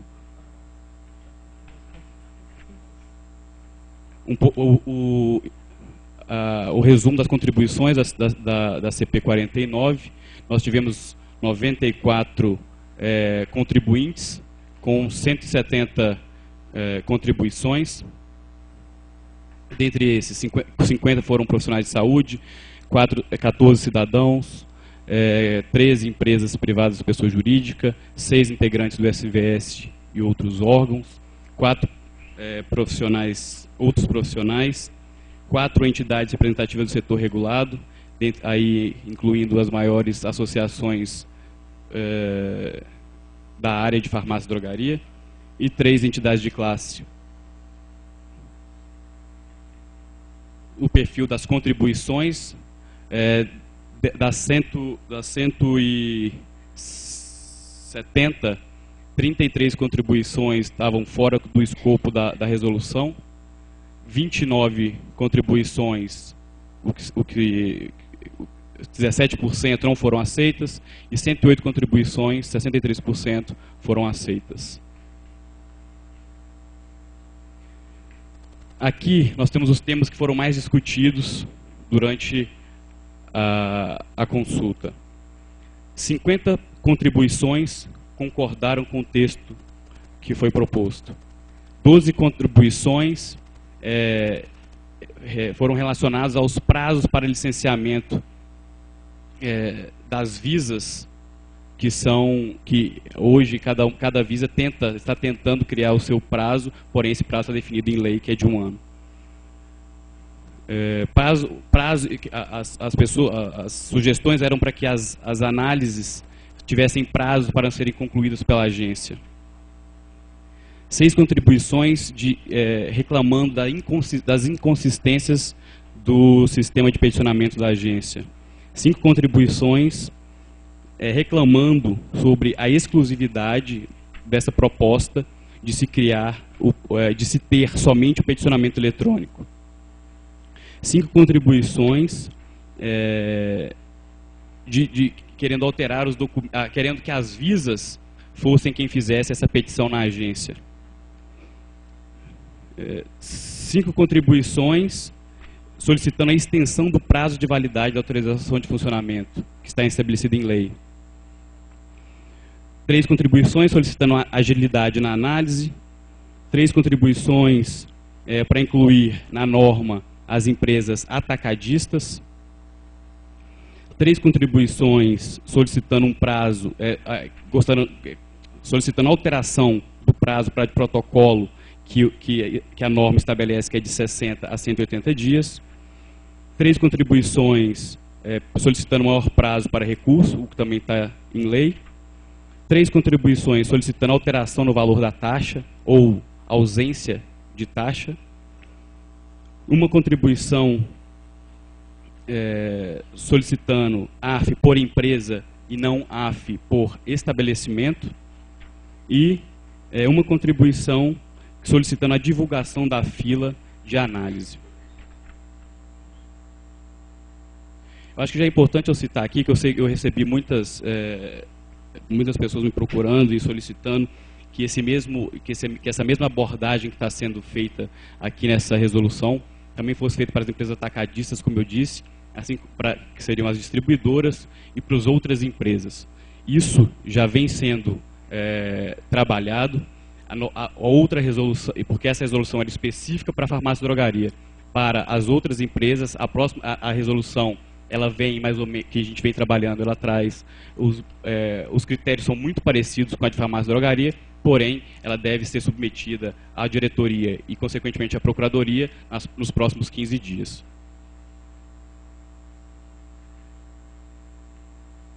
Os principais pontos da consulta pública,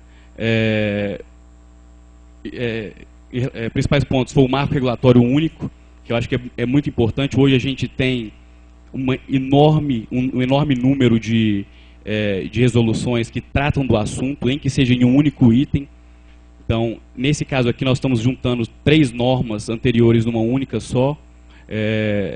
Clareza na definição das atividades inerentes, como, por exemplo, matriz, filial, atacadista, varejista, o que normalmente gera muita dúvida, e a definição sobre AF de farmácias e drogarias para cada estabelecimento, que é um questionamento também que a gente recebeu, que foi um dos últimos que eu coloquei ali no último slide, e que é uma discussão, eu acho que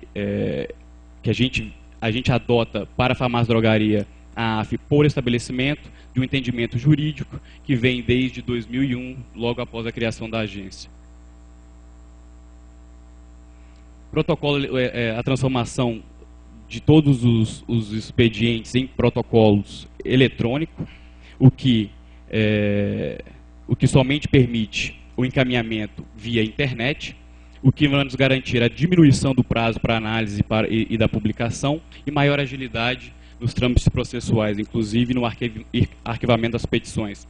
Esse processo administrativo dentro da agência ele é muito oneroso, porque a gente está tratando de 70 mil empresas que têm que ser renovadas anualmente.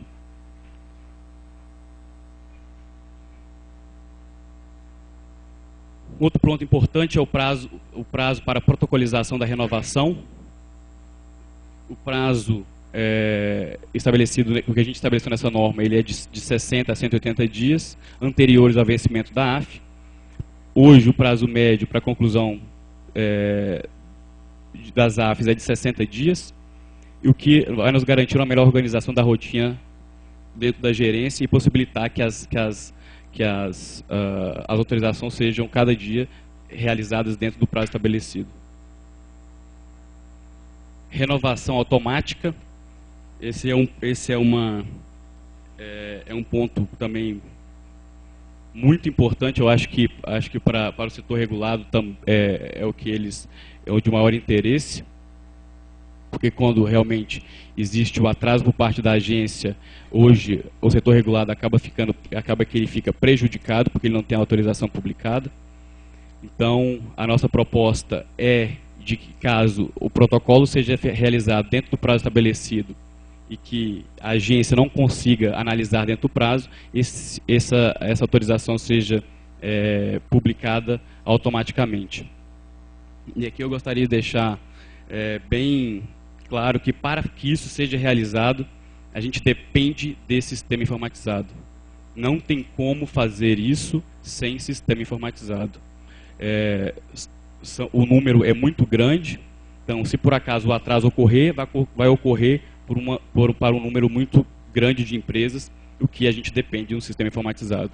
Então, é importante aqui o trabalho aos diretores, junto aos diretores, para que a gente consiga publicar essa norma o quanto antes. A gente precisa de que esse sistema nos permita que ele consiga enxergar aquelas petições que não foram analisadas, protocoladas dentro do tempo, para que a gente possa publicá-las.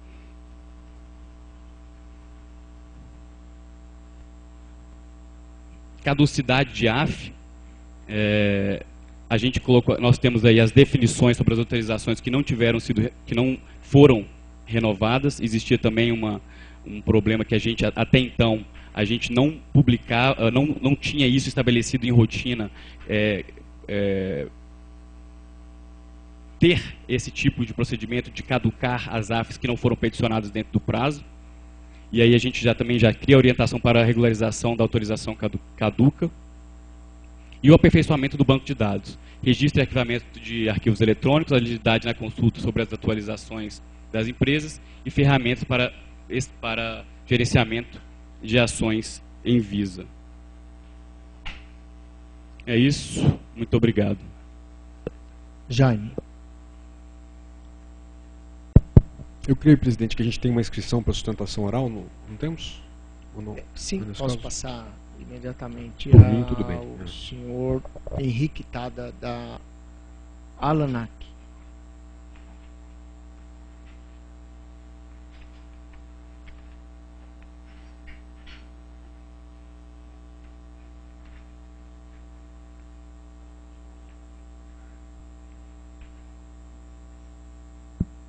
Boa tarde. A Alanac agradece a diretoria, aos membros da mesa pela concessão aqui da manifestação.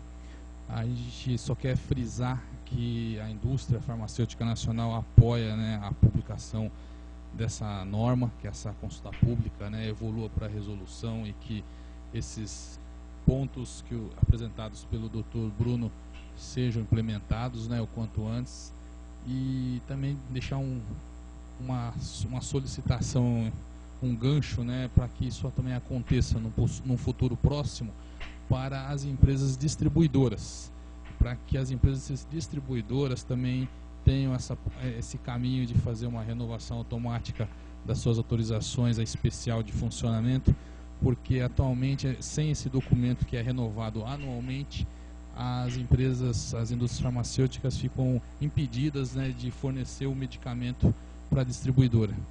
E isso gera todo um problema muito grande dentro dos negócios, né, e do andamento das empresas para abastecer o mercado, né, com produtos de controle especial, principalmente. Então fica aqui essa solicitação e a gente aprova a publicação dessa resolução. Muito obrigado. Jaime. Bom, eu queria destacar 2 pontos dessa resolução, que, como eu disse, está sendo apresentada hoje, e a minha sugestão é para que não seja deliberado. Eu acredito que tem alguns pontos que têm que ser acertados dentro dela ainda, mas o primeiro ponto é justamente esse que foi mencionado na sustentação oral e que o Bruno tinha mencionado também. Ela propõe que petições de renovação de autorizações de funcionamento protocoladas dentro de uma janela de 180 a 60 dias antes do final do prazo de validade, caso não haja manifestação da Anvisa, seja automaticamente revogada, renovada, para que não haja solução de continuidade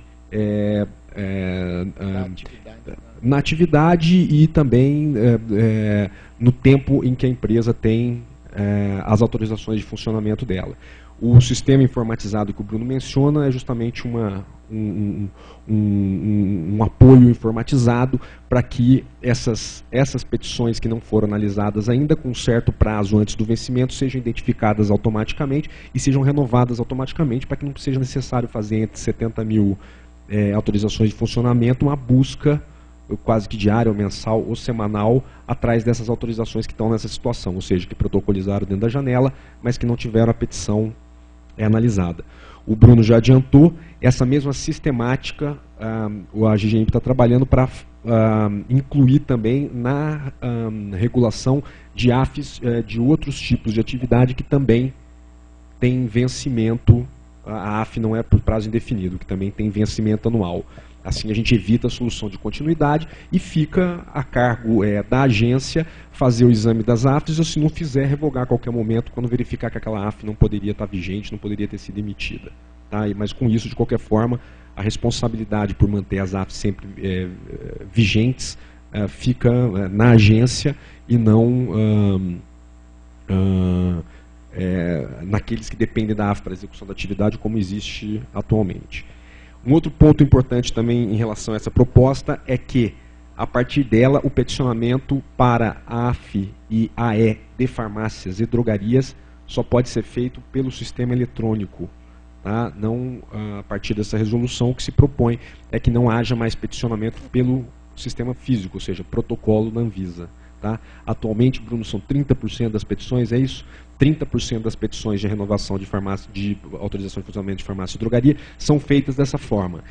Esse peticionamento eletrônico, além do que o Bruno citou como é uma condição, é uma necessidade para que a gente ganhe em termos de agilidade, ganhe em termos de eficiência das aprovações de AF, também vai ser uma condição para que a gente trabalhe na descentralização, para que a gente consiga efetivar, depois da pactuação com o sistema, a descentralização de AFs de farmácia e drogaria, porque daí a gente tem que lembrar que todo o trâmite e análise dessa documentação será feita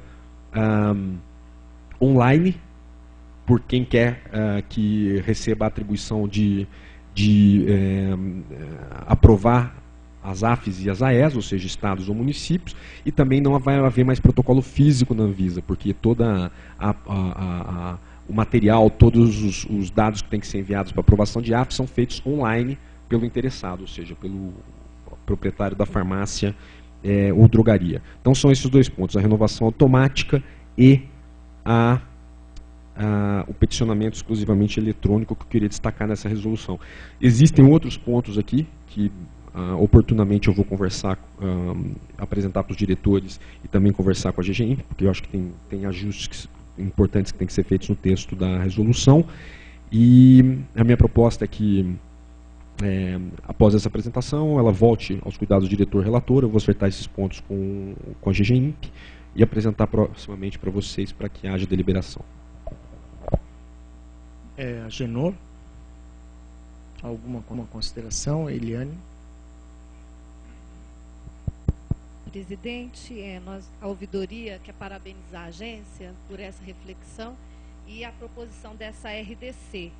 No que o Bruno colocou, que só tivemos uma contribuição na consulta pública, solicitando a divulgação da fila de análise, a ouvidoria gostaria de anotar que a gente tem recebido algumas manifestações de pessoas que estão distantes, eu cito o exemplo da cidade do Acre, em que acompanham constantemente essa fila e falam exatamente da fila, como ela está, como ela deve ficar. Portanto, essa solicitação da divulgação da fila de análise é uma proposição muito importante.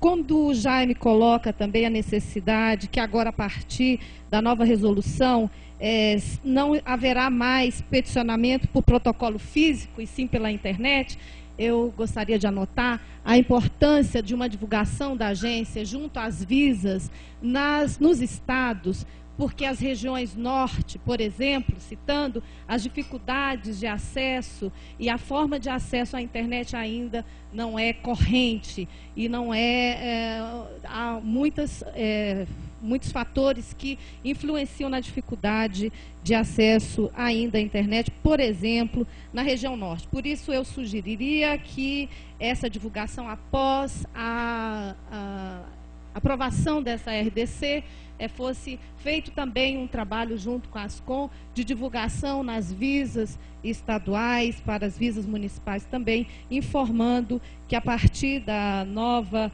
resolução só será possível peticionamento eletrônico. É só isso, ouvidoria agradece e obrigada. Eu agradeço também, Eliana. Eu acho que é fundamental que nós tenhamos toda a coragem do mundo ao fazer essa resolução com foco explícito nas questões sanitárias. Claro que a autorização de funcionamento, a autorização especial são exigências previstas em lei e elas precisam estar focadas naquilo que interessa do ponto de vista sanitário.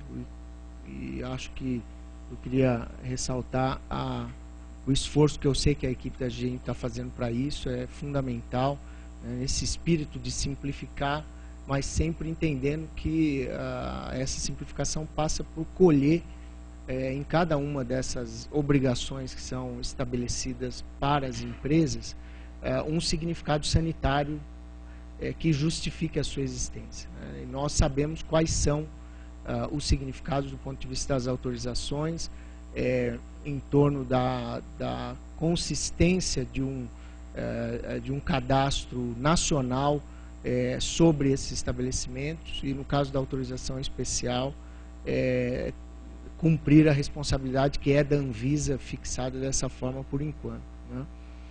E acho que esse é o espírito que nós precisamos ter, de dar o caráter que ela deve ter, lembrando que o licenciamento sanitário sobre as condições de funcionamento dos estabelecimentos farmacêuticos são, hoje, praticamente na totalidade dos municípios, de responsabilidade da autoridade sanitária do município, né?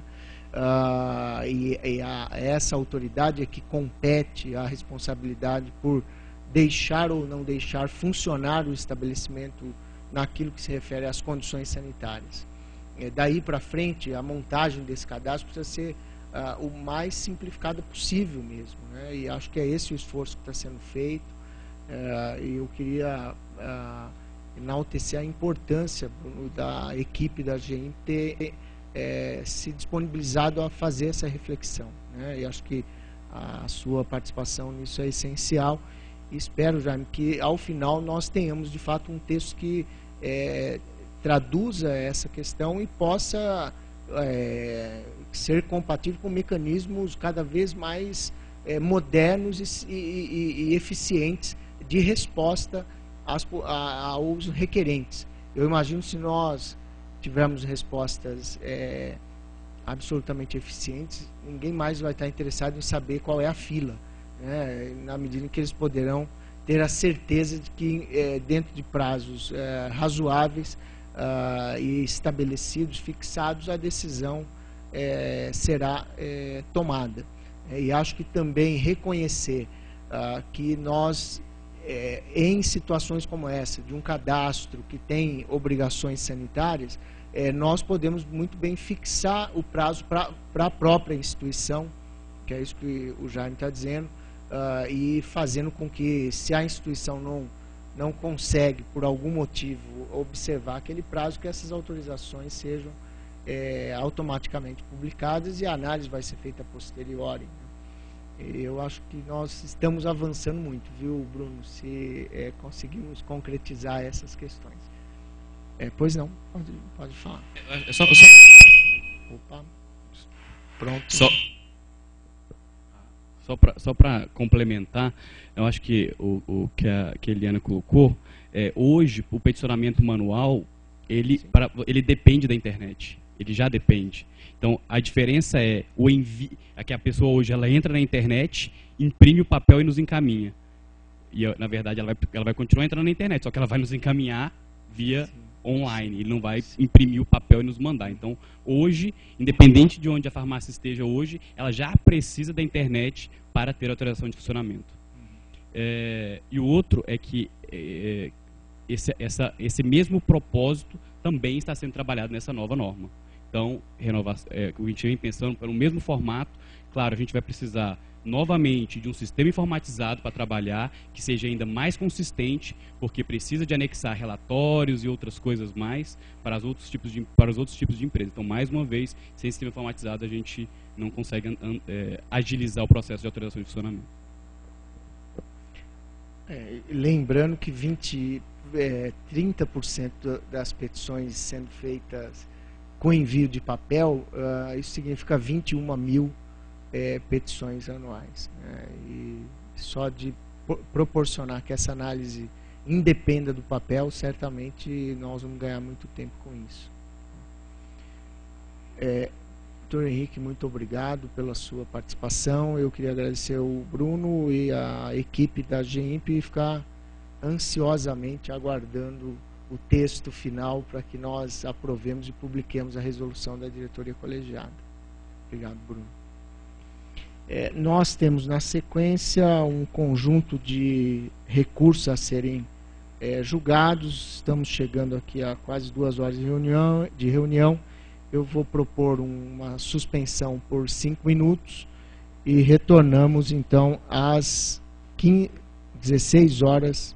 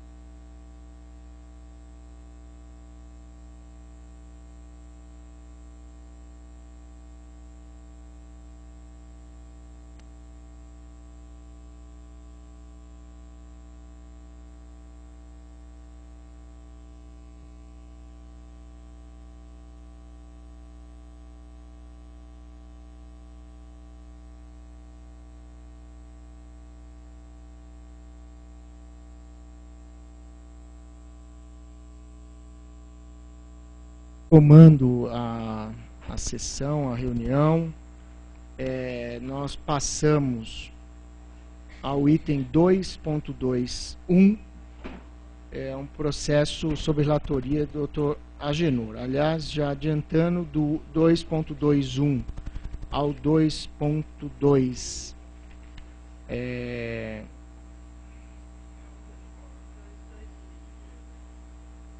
ao 2.218, todos eles são de relatoria do Dr. Agenor. Agenor Álvares, com a palavra.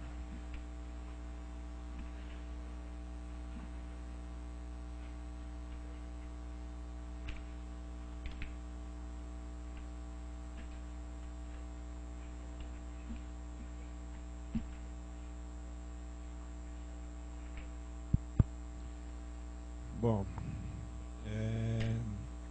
item 2.2.1, a empresa Bionatos Laboratório Botânico Limitada, o processo 2500434004-2011-01. É um recurso administrativo referente a registro de alimentos e bebidas. A petição foi indeferida por contrariar o estabelecido no item 5.3 da RDC número 270 de 2005 e no padrão Códex STAN 210 do Códex Alimentares.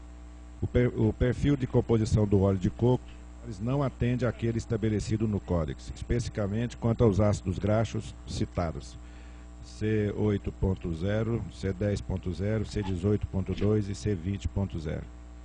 Após consulta a especialista em óleos e gorduras, a comissão entende que é possível aceitar o laudo encaminhado no processo original para o óleo de coco em análise. No entanto, a comissão também entende que as marcas indeferidas não podem ser aceitas no recurso, visto que poderiam induzir o consumidor a erro ou engano quanto à finalidade e ao tipo do produto em questão, contrariando o item 3.1a da Resolução 259/2002 e o artigo 21 do Decreto-Lei 986/1969. O produto está enquadrado na categoria de novos alimentos e não tem nenhuma alegação ou finalidade relacionada ao emagrecimento ou à redução da absorção de gorduras ou de lipídios séricos. A sugestão que nós encaminhamos, que eu encaminho, é dar provimento ao recurso. No entanto, deixar claro que as marcas Lipofin, Redufin, Lipococo, Lipofiber, Redunex, Lipoclean, Best Slim, New Slim, Max Slim, Finesse, Lipomais, Leve Forma, Liponex, Lipobio, Liponil e Liposlim não podem ser referentes, não podem ser aprovadas, porque elas se referem ao óleo de coco e não devem e não podem vir com nenhum tipo de especificação de sabor. Para emagrecimento, exatamente. Ok? Jaime, alguma consideração? Júnior, só fiquei com uma dúvida. Se você dá provimento e diz que as marcas... Ao óleo de coco em cápsula, só. Referente ao óleo de coco em cápsula, não ao óleo de coco com essas finalidades. Então é um provimento parcial do recurso. É um provimento parcial do recurso. É isso, equipe? É um provimento parcial.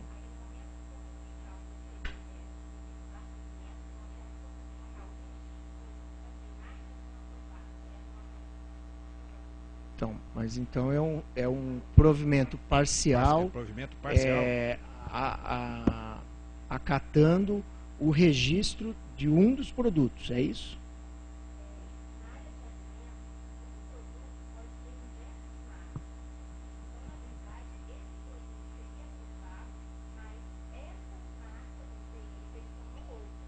Então, é isso que eu estou... Isso, exatamente. É o provimento parcial no sentido de aprovar o registro das demais marcas, à exceção dessas que vocês listaram aqui. Não. Ao óleo de coco puro, fora... Eu estou entendendo aqui o seguinte, você está aprovando o registro do produto. Do produto. Certo? Em todas as variantes que foram apresentadas, não se aprova a marca que foi pretendida para utilizar no produto. Ou seja, se não houver mudança da marca, não vai poder comercializar ainda que o registro tenha sido aprovado. Eu estou entendendo isso. Tem algumas marcas aprovadas, exceto essas. Essas não poderão ser aprovadas.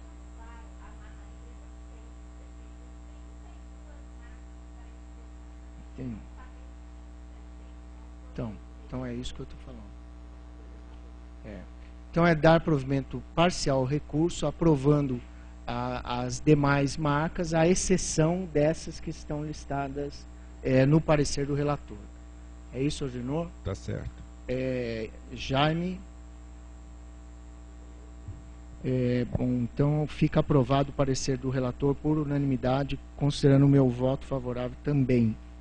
Item 2.3. É um produto da empresa Herbalife Nacional do Brasil. Não. É o 223, Agenor. Ah, tá certo. 223. Ué, cadê o meu coisa de sigilo aqui? Agenor, fica tranquilo que eu te aviso que é sigilo. O 223. Laboratório Catarinense S.A. Processo 25024-0000462/89. Recurso administrativo referente à inclusão de rótulo. A petição foi indeferida de acordo com os itens 724 e 74 da Resolução nº 23/2000, pois a solicitante não apresentou cópias da publicação de registro no Diário Oficial do formulário de petição 1 e do módulo de rótulos aprovados. A comissão entende que deve ser negado provimento, uma vez que o formulário FP1 é documentação exigida pelo anexo 3 da Resolução 23/2000 para a petição de inclusão de rótulo. A empresa envia esse documento no recurso. A sugestão é de negar provimento, mas eu estou encaminhando, depois de uma reunião com a equipe, de, ao contrário da sugestão da comissão, dar provimento. Por quê? Porque o processo estava arquivado na gerência e poderia ter sido considerado e observado na análise de petição da inclusão do rótulo. O arquivamento desses processos na gerência é um procedimento novo e, por isso, não houve uma avaliação desse processo. Após a comissão negar o provimento e a gerência analisar por completo a cópia do pedido da empresa, chegou-se à conclusão que esse processo pode ser dado provimento, que é o encaminhamento que a gente faz. Jaime? Pela descrição aqui na ementa, havia um formulário de petição para ser apresentado por ocasião do pedido de registro, perdão, de inclusão de rótulo, esse FP1, e que não teria sido apresentado e foi apresentado apenas posteriormente por ocasião do recurso. É esse o cenário? Não. O cenário é que a análise da petição da inclusão do rótulo, o processo estava completo antes. Por alguma razão, tá certo? Alguém analisou e viu, não identificou o processo completo e negou o provimento. Ao fazer a checagem do processo, chegou-se à conclusão que o processo estava completo e que poderia ser deferido. Não havia nenhuma inclusão nova no processo. Então todos os documentos que deveriam ter sido inicialmente apresentados foram apresentados, inclusive esse formulário FP1 de petição aqui. Exatamente. É isso? Não é isso, Aline? Exatamente.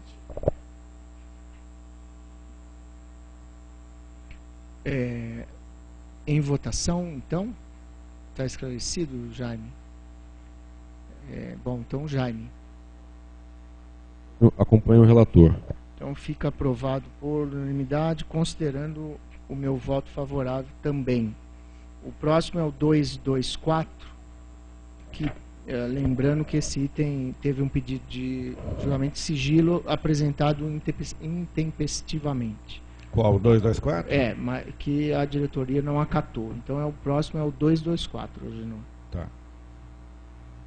Abbott Laboratórios do Brasil Limitada. Processo 25000006163/91, recurso administrativo referente à inclusão de marca. A petição de inclusão da marca Nepro LP foi indeferida por estar em desacordo com o artigo 21 do Decreto-Lei 986/1969 e o item 31A do anexo da Resolução 259/2002.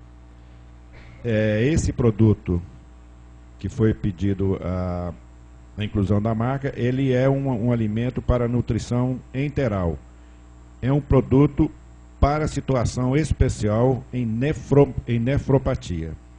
E a comissão entende que a marca Nepro LP não pode ser utilizada para o produto, tendo em vista que o mesmo não teve eficácia comprovada para pacientes com insuficiência renal.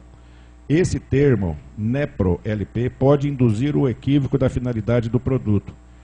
A inclusão da marca foi com este nome, quer dizer, que passa por uma questão subjetiva de induzir ao equívoco da finalidade do produto. Ressalta-se que a empresa optou em alterar a classificação do produto para um alimento sem indicação para situação metabólica específica, após exigência técnica formulada na petição de revalidação de registro. Sendo assim, a marca proposta pode induzir a engano quanto à natureza e finalidade do produto, em desacordo com o item 3.1 da RDC 259/2002 e ao artigo 21 do Decreto 986/1969. E a sugestão é negar provimento ao recurso.